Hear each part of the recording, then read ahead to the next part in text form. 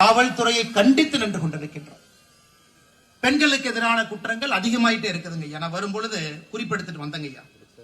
2022, 23, 24 3 வருஷம் சேர்த்தி 22, 23, 24 பாலியல் வன்கொடுமைகள் 1319, பெண்களுக்கு எதிரான பாலியல் சீண்டல் குற்றங்கள் 4949, 18 வயசு கீழே இருக்கக்கூடிய பெண் குழந்தைகள் மீது நடத்தப்பட்டிருக்கக்கூடிய போக்சோ குற்றம் 16518. 3 வருஷத்துல பாருங்க. 2022, 23, 24 18 வயசு கீழே இருக்கக்கூடிய பெண் குழந்தைகள் மீது நடத்தப்பட்டிருக்கக்கூடிய போக்சோ சட்டம், போக்சோ அப்படின்னு சொல்லி அதுக்கு ஒரு சட்டம் போடுவாங்க ஐயா.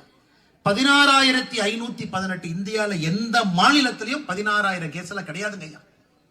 பாலியல் வன்கொடுமைகள் பாருங்க, 100, 200 இல்லைங்க ஐயா. 4949, 5000 கேஸ்ல இருக்கு.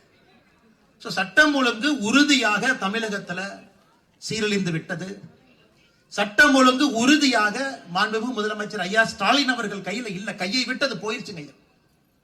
கட்டுப்படுத்தக்கூடிய திறன் அந்த ஆட்சி கையில் இல்ல.